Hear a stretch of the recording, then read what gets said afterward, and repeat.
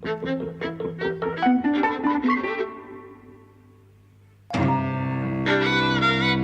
and welcome to Eavesdropping at the Movies. I'm Mike. I'm Jose.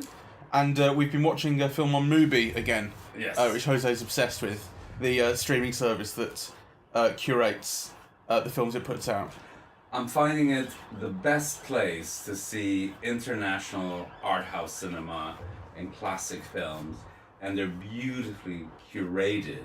Yeah, so as we've talked about before, they put out, they're showing at any one time 30 films. Each one has 30 days and then it goes off, so there's one added and one removed each day. And the film we decided to watch today was In the Intense Now, or in the original Portuguese, I think, No Intenso Agora, which is a film from last year. It's a documentary. It's an essay film. Yeah, that's more. Yeah, that's more accurate. It's an essay film. It's based entirely on archival and found footage And home movies of Brazil, China, Czechoslovakia, and France in the late 60s, around the era of kind of revolution. Yeah, it's all about basically 1968. Yeah, pretty much directly. Although the Chinese footage is of the director's mother, and that was of a trip she took in 1966, which is when the Cultural Revolution began. Yes. So the director is João Moreira Salles, a Brazilian. I don't know any of his of the work. Neither do I. Not familiar with him I at know all. Walter Salles, but not João Moreira. I don't know who he is. And we haven't. Do you know if they're even related? No, I don't know if they're related. And actually, I'm just, at the moment, I'm not interested because we've just seen the film. So, as is usual with us, we just want to respond to what we've seen. Well, had you seen it already? No. Oh, you were telling me to watch it, No. but I thought that was because you had seen it. No. I mean, basically what happened is, and this is where I say that these films in Mubi are so beautifully curated, because I saw Pierre Goupil's film, which is called Mourir à 30 ans, Half-Life, and it's all an autobiographical film about his experiences in, the student protest movement as a high schooler, and then leading up to 68. And actually it's very interesting because that film, which was made I think in 82, but it was made about the events from 64 leading up to 68 and slightly beyond. And it's kind of like a memoir of May 68, of being a student activist, and of his friendship with a guy called Pierre Catini, I think.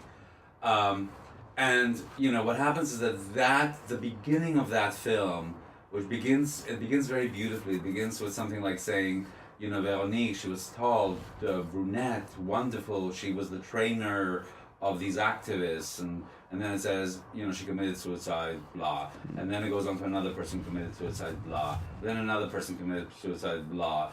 And then, that film is structured around what happened to my best friend who also committed suicide.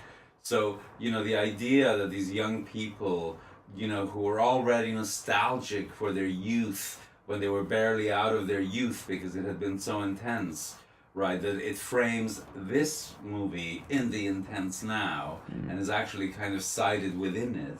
I just thought it's one of those things that makes it so interesting to watch a movie because it's curated, so there's a relationship between one film and another. Yeah, so they're both on it. That film, Mourir à 30 ans, is it's called Half a Life in English, but actually in when it's referenced in the Intense Now, the subtitles call it To Die at 30, which is the more direct translation. Yes. That was actually when the film I thought was at its most self-indulgent. Oh, I love. To me, because that was when I sort of I understood they wanted to make the reference, but then it just showed a whole section of this other film, and I thought, you can't do that. Like, you can't just show a whole intro to someone else's film. It's so poetic and beautiful. Yeah, but it's someone else's work. But you're citing it, and you're acknowledging it, and you're saying when it was made and in what context and how it was used. Yeah, but then you showed just a whole section of it, and it's also got to the point. 2 or 3 minutes. It was a big section, though. It was like the point had been made, and again, it was rather like when towards the end of the film just now. When you return to China and you're seeing the mother's home footage again, and the director narrates, we should say, he narrates, I think, in Portuguese, yes, but it's translated in English in the subtitles, and he's narrating over his mother's home footage of her visit to China, as he does throughout the film. But towards the end, it starts to feel very self-indulgent to me, where it's like watching someone's home movie, and you go like, I don't, you know, someone comes back from holiday, and they get all these photos, and you go, I didn't really want to see these, but I have to sit here and be polite while you're showing them to me. I didn't see that at all. I mean, I thought it was very interesting because it's tying in all these political movements, and it's very deconstructive. So I'm only talking right at the very end. No, I know. Yeah. But the significance of the end is, you know, that here are these mass political movements, you know, and on the one hand, his mother, who is clearly a very well-to-do, you know, Brazilian, who actually lives in France and has enough money, you know, to travel on what looks like very posh tours of China at the height of the Cultural Revolution and Japan, you know, and dressed very chicly and so on. So, you know, but nonetheless, that the feeling, the sense of premature nostalgia, of living intensely only when experiencing that which is most unexpected and foreign, is something that I think there's a link made throughout all of it. Yeah, I think that's certainly true, and I think I mean, I'm certainly critical of the end of the film because I felt it went on for far too long. Yes. It felt like it had a lot of endings. Remember like how Lord of the Rings ended? And you sort of went over and over again, like they keep on saying goodbye. Like every time it kind of cut to black in the last half hour of this film, I was like, okay, this is the end now. Oh no, it wasn't. But in the hour and a half preceding that, I thought there was some fantastic stuff and some really interesting. It's something that I don't like about documentaries in film is that I think they sometimes ignore what film is really good at. Because what film is really good at is not making an argument. That's what the written word is really good at. What film is good at is evoking a feeling. And that's what this documentary does. It's not about... It is to an extent about saying, you know, here were the reasons behind these protests and revolutions and uprisings and you know, going into sort of the meaning and the logic of it or whatever. It is to an extent about that, but what it's really about is creating this feeling of, you know, when people say you had to be there, you know, you weren't there, man. That's what people say about the, you know, kind of sort of the swinging 60s or whatever it is in the US.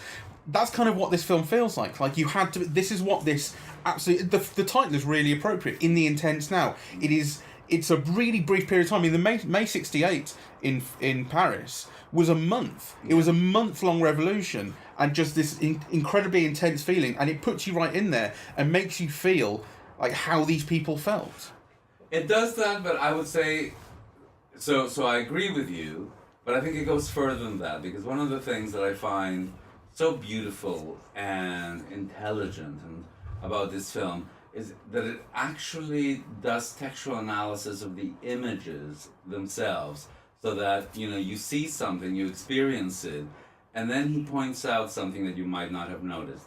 And that starts from the very beginning. He says, this looks like a home movie of a family showing off their child, you know, but look at the nanny, right? And, you know, look at the nanny sneaking off the picture because she doesn't belong here.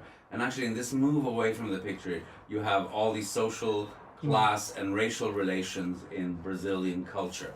And you go, wow, right? Yeah, it's in doing that, he teaches you to interpret images as you're looking at them. So, you know, kind of, you could watch them very blankly and just say, this is a home movie of a kid and a nanny in Brazil in the 1960s.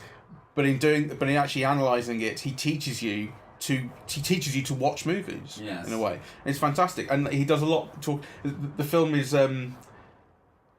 very much about sort of why people capture images and the way they're captured. So he talks about the student sort of spokesperson who became kind of a star in France. Combendit.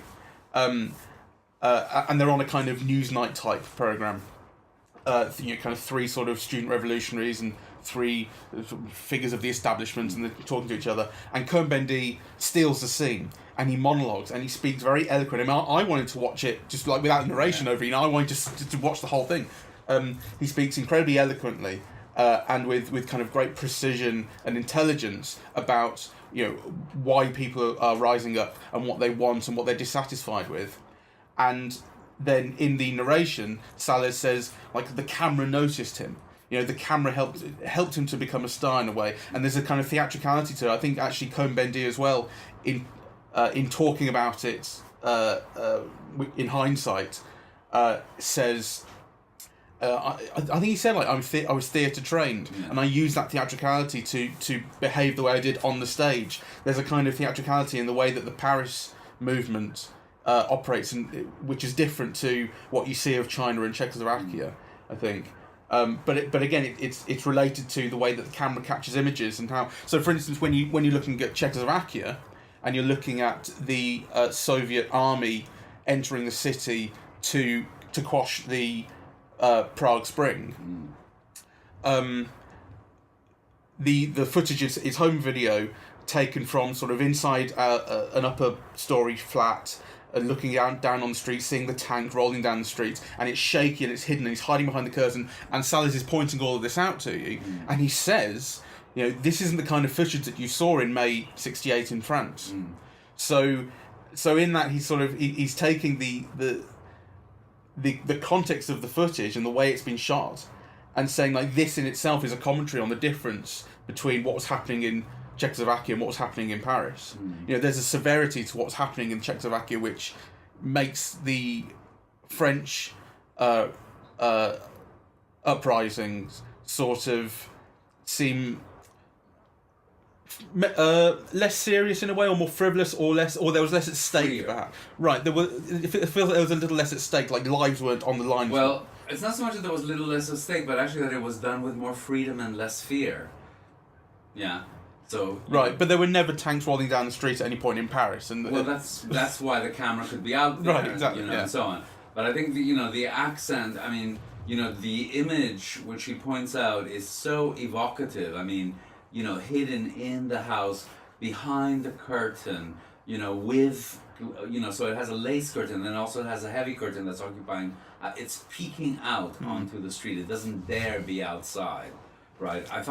I thought those readings, there's no other way of putting it, because there is a first person voiceover narration throughout that is showing you something, but then also kind of pointing out things to you of not only what the image is and what the people are saying and so on, but things that you might not have noticed. For example, how black people are barely present in the images of May '68, and how when they are present, they're hidden in a corner, and they're often wearing a suit, and the significance of that. And actually, they're silent always. And they're silent always. And there were three things that really caught my eye. So one is the footage with the philosopher Jean-Paul Sartre, which is just, his hand on his ear saying, "I am now listening," right? Which is kind of, an iconic image. So he talks about like the power of that image in terms of its symbolism.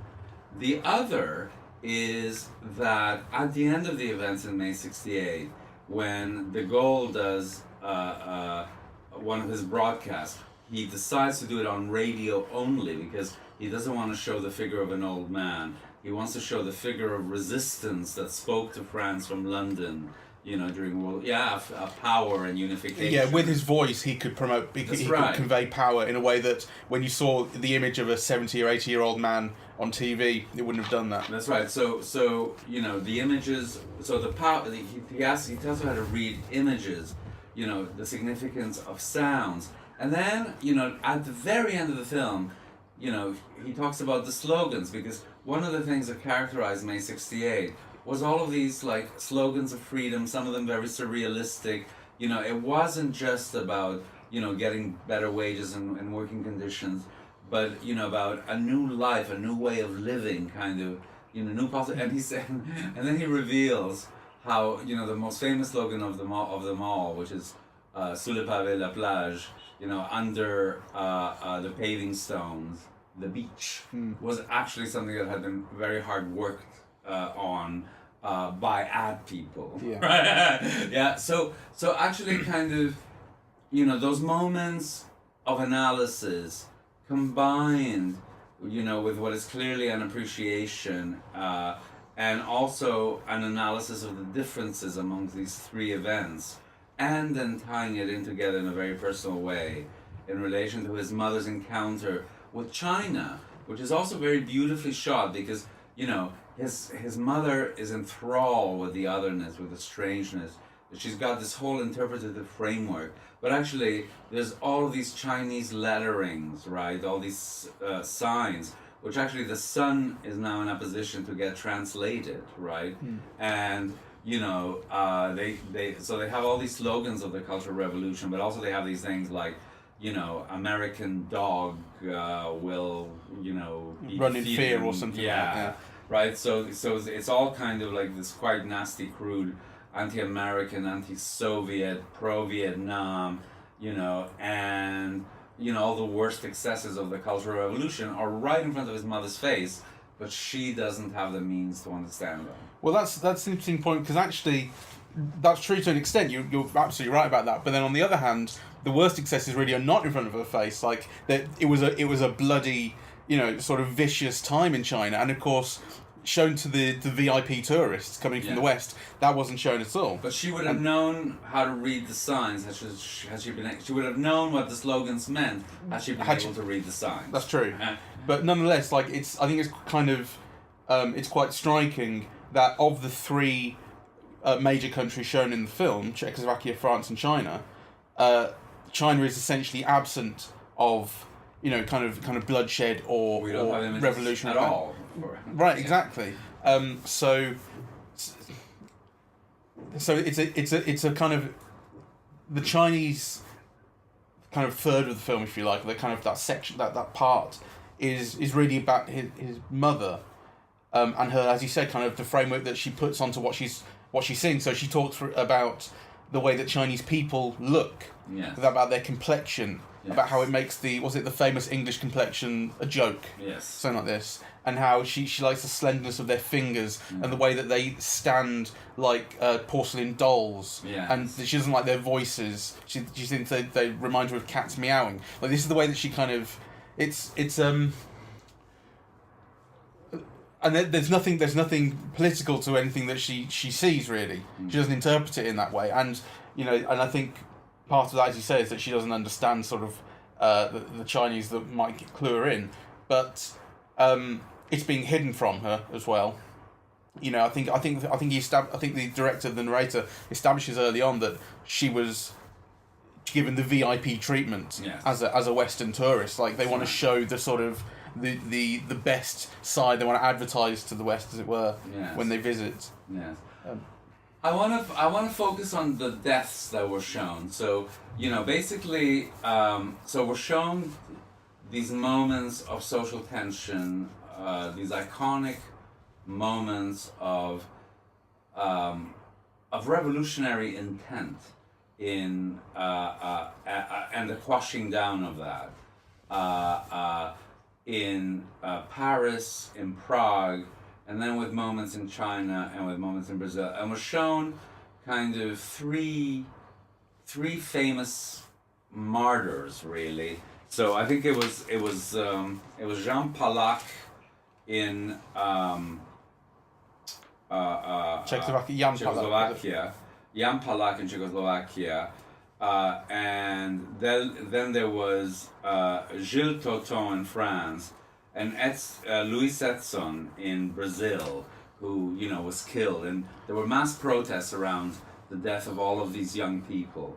And then the film contrasts, you know, how the death of Jan Palach was received. Yeah, protest wouldn't be the right word for that. That was an outpouring of public grief. Public grief. Okay, well that's what I mean. Yeah. Okay. So the public manifestation of the death of each of these young men in each of these three countries, and how they were treated. So, for example, he contrasts Jan Palach and the outpouring of mourning, right, of public mourning, with the kind of indignation of the Louis Etzel young man in Brazil, in which there was only one person that looked like they were crying. It was more a kind of indignation and anger, and actually you see his coffin being taken down the streets, and actually, you know, if you had any sense, if you were if you had any faith at all, you'd be outraged by the way that this coffin was being treated, or the disrespect of the dead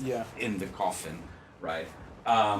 And also the contrast in France, where, you know, there was a march or a manifestation around the death, but actually that there was no grief, right? So kind of the readings of each of these three things and their symbolic value, in each moment, I thought was very, very fascinating. Remind me of the circumstances of the deaths. I remember the Jan Palak one was he burned himself. He self-immolated. He self-immolated. Poured gasoline over himself and set himself alight. He was 20 years old. He was a student. Yes. And that one really struck me.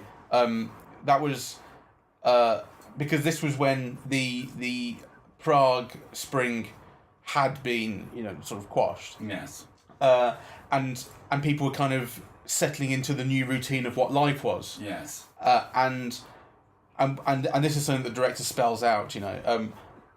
What his suicide did was kind of crystallize the feeling of kind of everything has gone wrong, you know, the kind of the sense of possibility that we had is completely dead, and everyone is returning to treat this as normal life. That's right. So the argument in the film is that this mourning is in itself an acquiescence to a re-establishment of power. Yeah. Which I thought was a beautiful reading, and it shows it to you, actually. Yeah, it is, and it's, and like I said, that's stuck with me. That's quite haunting, because like to sort of, for someone to kill themselves in such a violent and public way, you want that to be, I suppose, sort of, you want that to be a catalyst for change, as opposed to the very opposite, which is a sort of a symbol of an acceptance that things will not change, and there is nothing left to do but kill yourself. Like that's awful.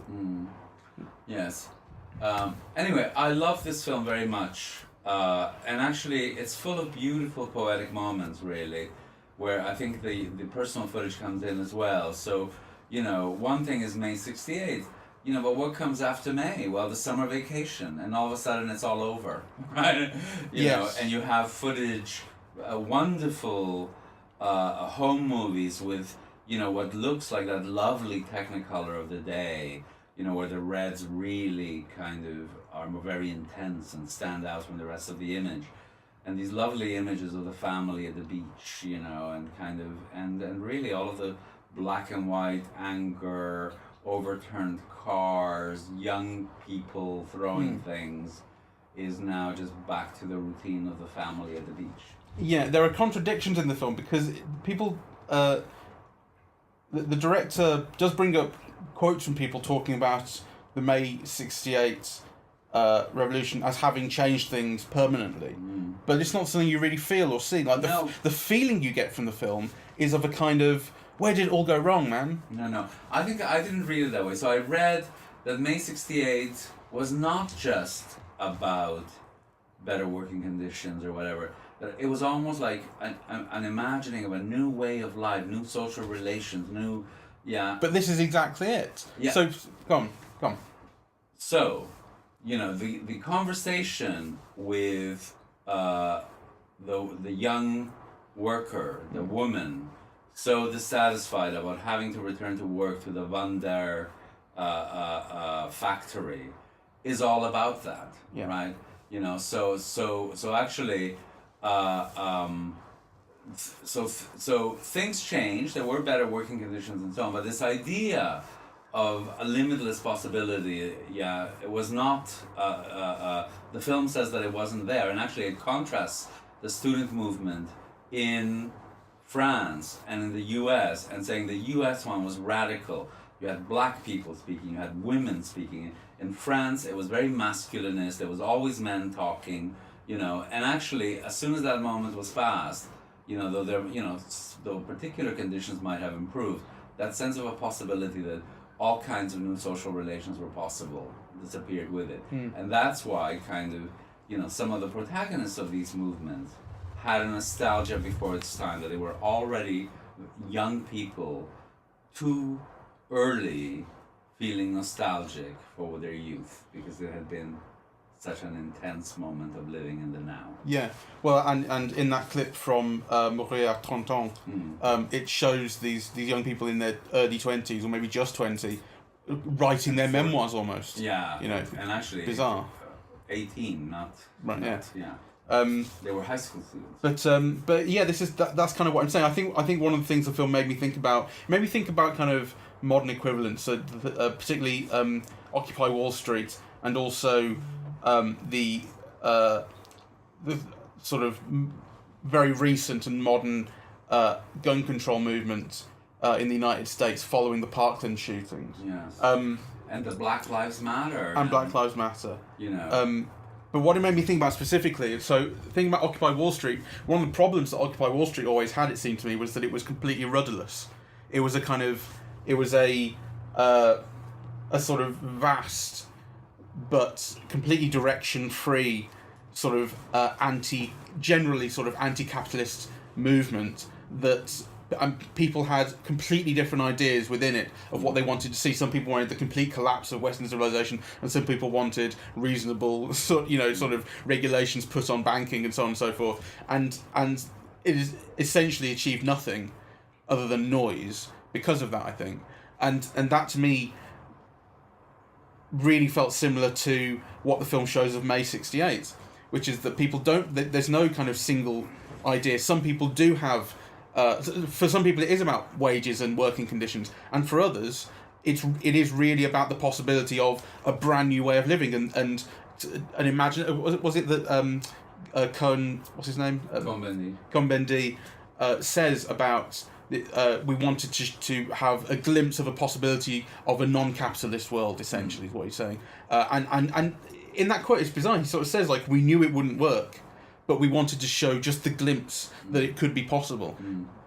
The point being that lots of people had lots of different ideas about what it could be, and that it kind of came up and then died so quickly. Yes. But you see, I mean, one of the things that the film is wonderful at is that you see it.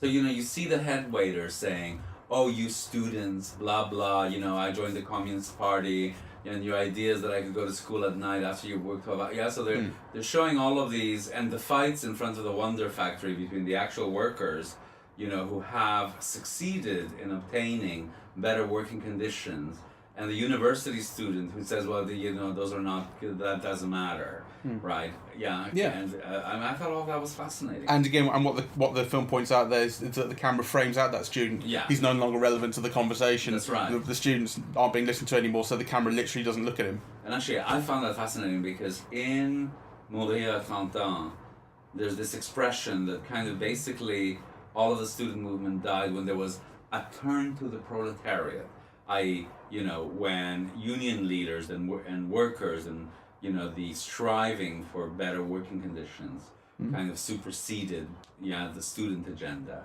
And you think, well, if the revolution isn't for the workers, what is it for? Right? So this turn to the proletariat, which is seen as like the nadir or the end point, it really is just the end point of these bourgeois students' involvement and being at the center of power, really, or a voice, right? So I think the film is very interesting, and in a way, kind of, that would be my critique of it as well, right? Because, what one gets throughout the film is this sense of bourgeois entitlement to represent, depict, control, symbolize moments in history, right? So kind of. Well, there's commerce and capitalism inserts itself. Yes. In there. So thinking particularly of Cohn-Bendit going to Berlin. Yeah. And his trip is paid for by a magazine because he can't afford it otherwise. Yeah. And so the photographer's there for 4 days and then taking loads of photos of him, and it becomes this kind of centre spread in the magazine. And the caption is, he goes off to spread his anarchy to Berlin. Yeah. And it's like, and the voiceover says, no anarchist has ever spread anarchy by being funded by a magazine for the middle class. Exactly. So I thought, that was wonderful. I thought that was wonderful, and I think that to me that goes along with the advertising thing as well. The thing with the advertising slogan, as you said earlier, that kind of that really spoke to me, because that kind of said like this. It's sort of the ultimate loss, really, that kind of capitalist sort of forces will find a way to monetize and capitalize on what you're doing. Like the counterculture becoming cool means that it can then be sold. Yeah. So, and actually, I think they use the phrase the commodification of dissidents, right? So actually, dissidents can now be bought and sold for money. Yeah, it has a price. The price is the trip paid by Palimatch. And that again, to me, is what conveys this idea in the film, that actually it's not really about saying like what a great time this was, that this all this activity was happening. It's, to me, the feeling conveyed is really this feeling of it all went wrong. Of sadness. Yeah. Right, and of sadness and of sort of, what's the word? I can't think of the word. Inertia, defeat. Yeah, something like that. Like resignation. Resignation. The feeling of resignation that change kind of isn't possible and never was really, and the idealism shown in the film dies so quickly and is so easily sort of assimilated where it wants to be by the sort of the powers that be. And yet, these images, these slogans, these actions, have stayed with us for 40 years and have become a kind of a symbol, a kind of a beacon of, what is possible, what happened once, So I think the film has like this richness of tone, in the sense that it's what you say is true. It's kind of, there's a resignation of defeat and so on, but also there's a romanticism of those actions, of that energy, that youth. Almost everyone is so young, right? And so I think kind of it holds both things together at the same time for me. Yeah.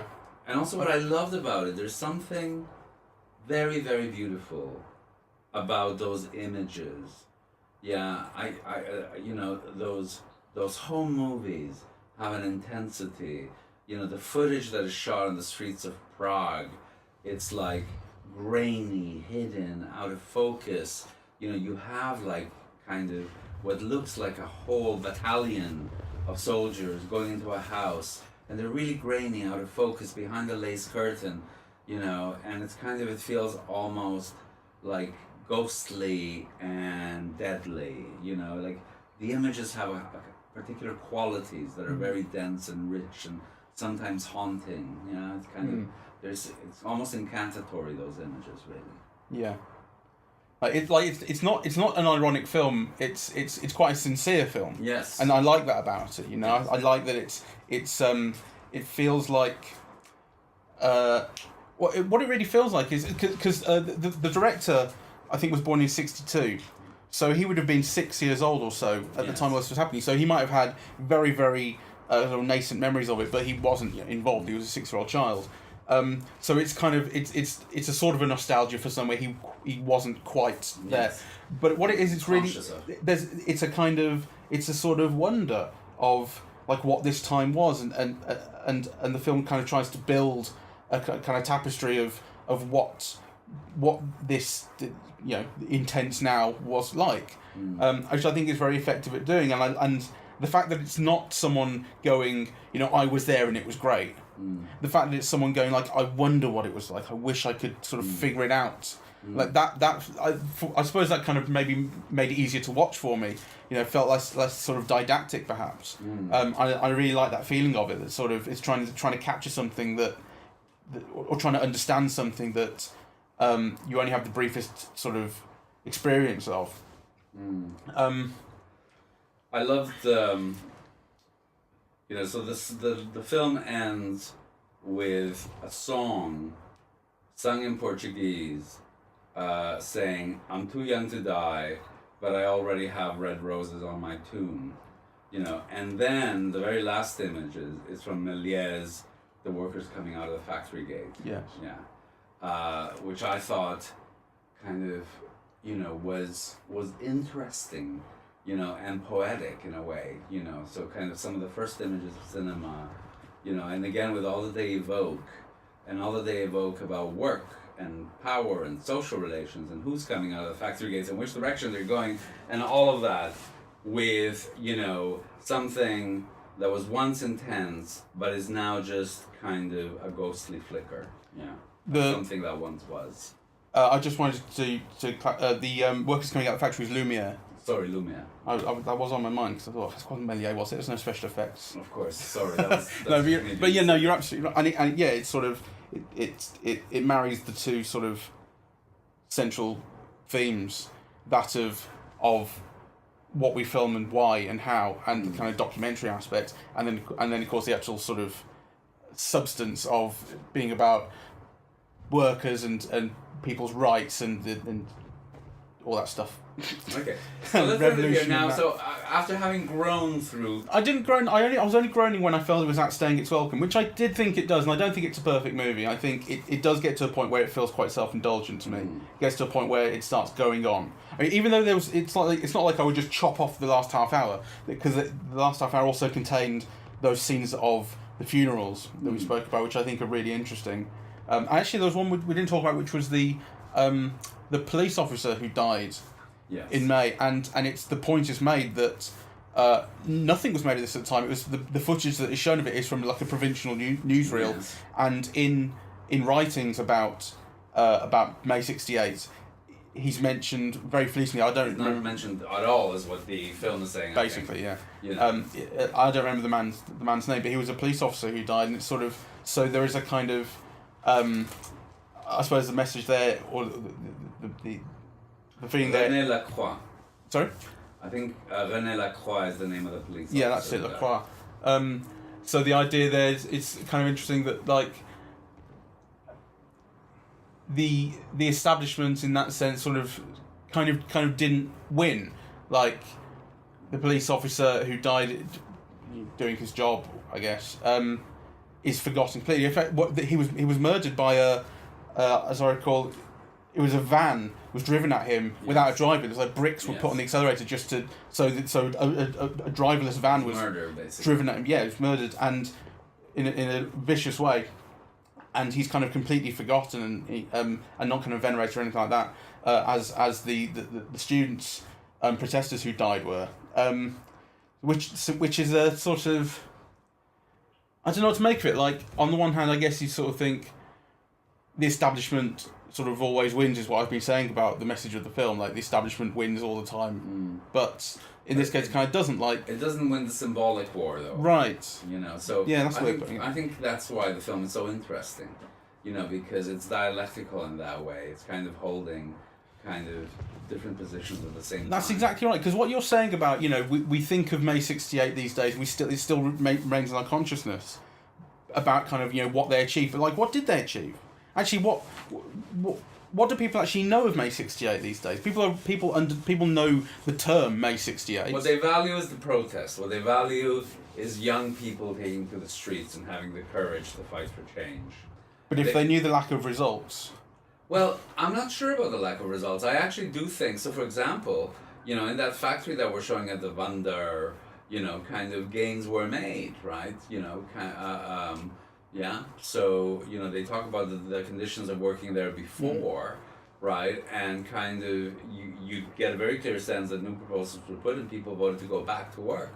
Because, there's the union representative saying we have made real gains. Do you then disagree with because the interpretation that the film puts on that, the director's narration puts on that, is that the conversation that they're having outside the factory is one of wages and workers' rights and working conditions. The worker, that was a young female worker, is complaining that she has an awful place to go and have a shit and that sort of thing. Like things haven't improved enough. But what the narrator is then saying is the now that the protests have kind of died down, the people who the establishment is reframing the protest as this was only ever about wages and working conditions, which was not the case. It was about higher ideals. I agree with that, but you were asking what gains were made. So I'm saying, well, those were gains that were made. Sure. Right.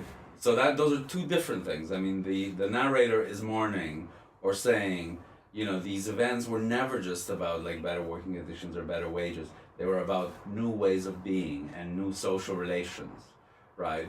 And actually, there's a line at the beginning of the film where it says something like, this was a period where even homosexuals were unafraid or unhidden. Yes. Right? Like that you could be and you could live in the intense now as yourself. And actually, you might have had better working conditions at the end of it, but this sense of limitless possibilities of something that was new, right, were gone, right? So, yeah. I think the way the film frames it over time is that it didn't seem to me that the film really spoke of the ideas of kind of practical changes of working conditions and wages until you got to that scene when they're talking outside the factory. Until then, and while the film was showing the midst of the revolution kind of in progress, it was talking about big ideas and and the way people wanted to change their work. So actually, so better working conditions are a defeat.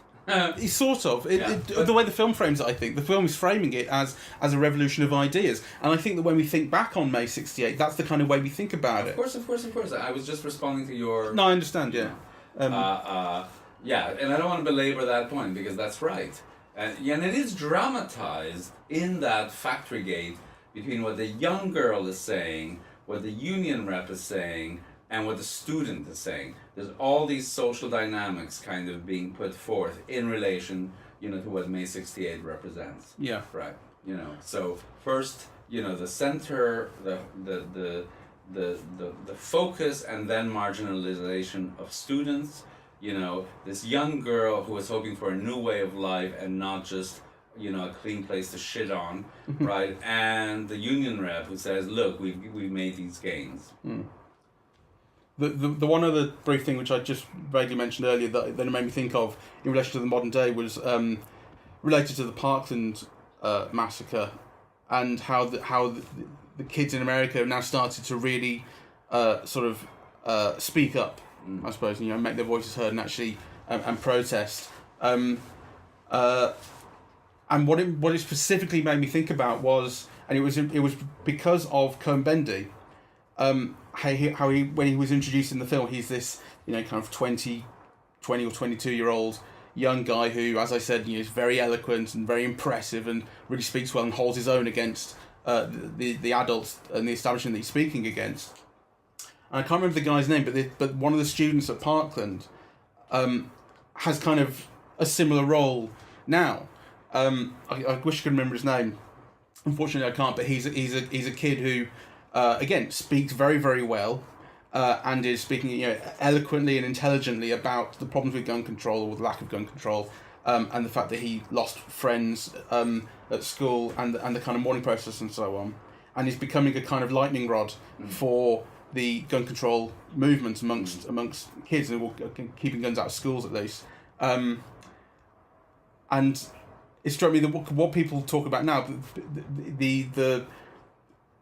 the world has become sort of seemingly so polarized that to people on the left, he's a real hero, and to people on the right, he's a crisis actor.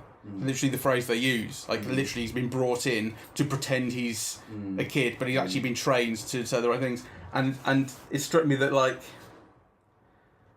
they struck me as similar because they're these basically young people who are able to scare the establishment by being, sort of more eloquent and more powerful than they expected. Except the difference is that because so much of the people involved in May '68 were people who had access to means of representation of various kinds, right?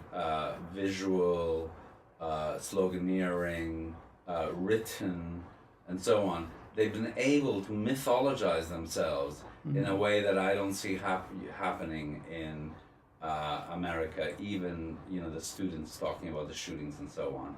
I mean, it might change, but the thing about May '68 is that it's a myth and it's a kind of a very potent myth. And actually, as you were pointing out in the Black Lives Matter, in the Me Too movement, you know, this might change. Obviously, it's the very recent events.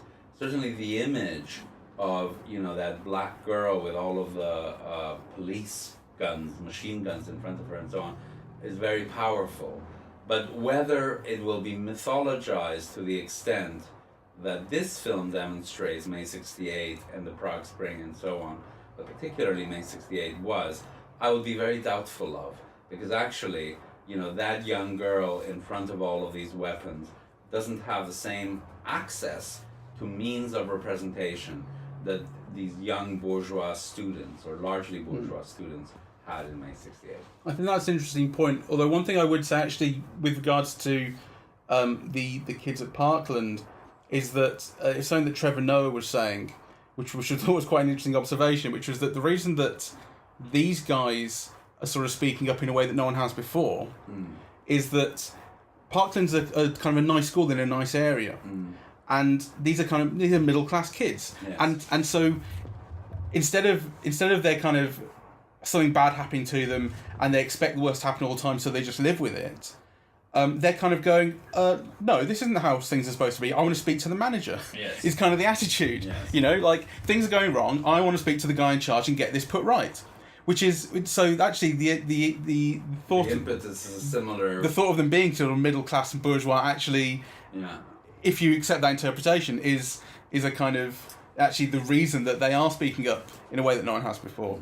But I think you're right, and the idea of it being how will it be remembered years down the line is a really interesting one, because for one thing, there are two kind of vastly different interpretations of what's going on at the moment. As I say, like, depending on which side you sort of lean more towards, they're heroes or they're liars and actors in the deep state or whatever it is. So, like, the idea that there can be any sort of single interpretation of what happens at any point is seems impossible to me. God knows how it'll be remembered down the line. And maybe the idea that, you know, that sort of we have such an abundance of media now. You know, everything is recorded and everything's able to be kept. And it's an overabundance. We've got way too much, as opposed to when you look at May 68 and it's not that you have a scarcity, but there's a lot less kind of footage and record to look at and make sense of. So maybe that has something to do with it. But like, you can build any narrative you want out of what's happening right now by picking and choosing from so much. And then just frankly lying if you want as well. Like, maybe that's, I think, because the idea of May 68 seems kind of monolithic. Like, there is just one sort of cultural memory of it.